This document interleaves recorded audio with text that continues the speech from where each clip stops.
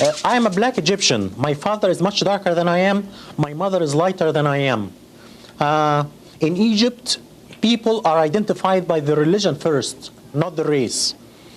So in Egypt, if you are Christian, you are a minority person. But if you're black, you're not a minority person. You are a part of the mainstream society. And I came from this background. And in Egypt, you identify as Arab and as Muslim. And in this country, when I first came, I identified myself as Arab American and Muslim first. And gradually, I became to identify myself as black. I came to the US in 1978. And I became a US citizen in 1985. When I became a US resident, I was told by the Immigration and Naturalization that I am white. And I told them that I'm black, and they said, no, in this country, you are white. All Arabs in this country, all Arab immigrants are white. I didn't pay much attention in the beginning to this, because in the Arab world, we identify with our ethnicity first as Arabs, and then with the race second as black or white or whatever. But in this country, you identify with your racial group first and then with your ethnicity second. Gradually, I became black first and Arab second. And I rejected my white classification publicly for the first time in 1987, in February, as a panelist in a function sponsored by the Association of the Study of Black Life and History in Detroit. I said that I belong to two minority groups. I am Arab American and Black American, and I'm racially black and ethnically Egyptian. I was harassed by my employer right after that. I work for a white school district. The superintendent is white. All the associate superintendents are white, even though that we provide services to 30% black population. But the organization is white and the approach is very white. The attitude towards me changed completely after I went out publicly and rejected my white classification. One coworker came to me and told me, a white coworker came to me and told me right after the function that he met with the superintendent, and if I don't keep my mouth shut, my educational career is over. He said, you have nothing to do with these people. You have a history and a culture. These people came from the jungle. You have nothing to do with them. These people lie and steal. When I see one of them in my neighborhood, I call the police.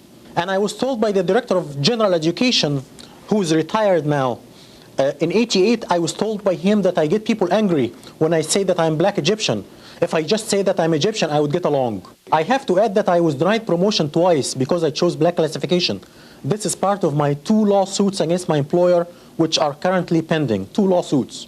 Now, just for the education of our viewership, why don't you share with us a breakdown of Egypt as it is today, insofar as blacks or combinations thereof of European descent and what have you?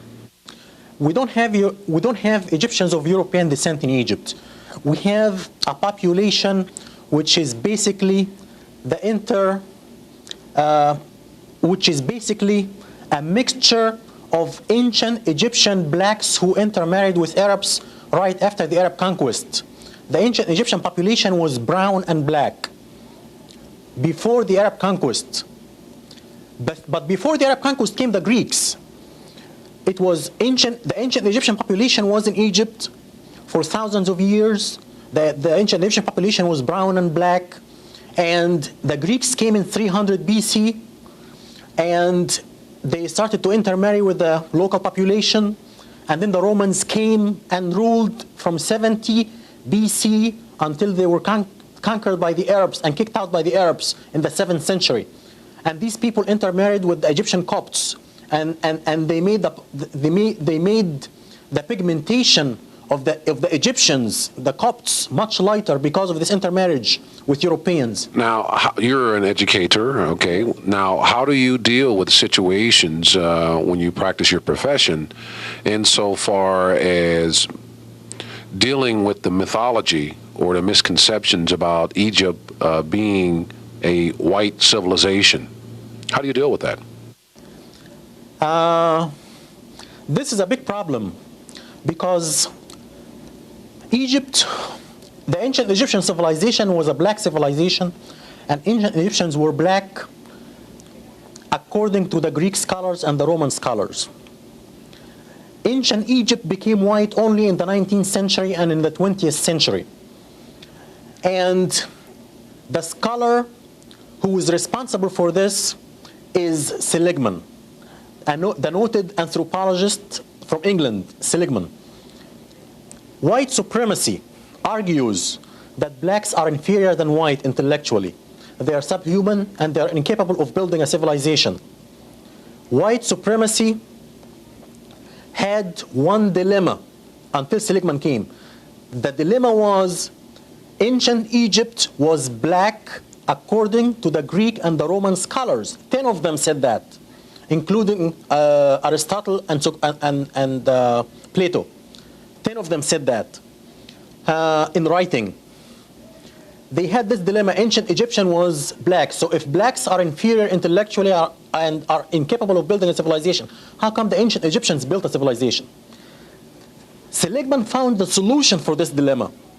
He came up with a theory called the Hemite theory.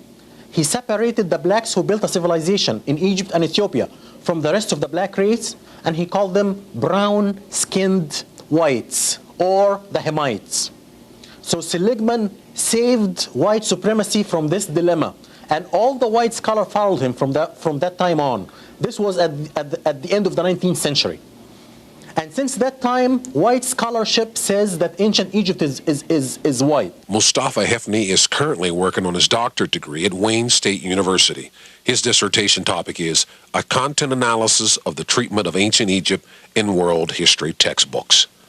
And just how far is this determined Egyptian willing to go to be classified black? I want to carry my case all the way up to the U.S. Supreme Court if necessary.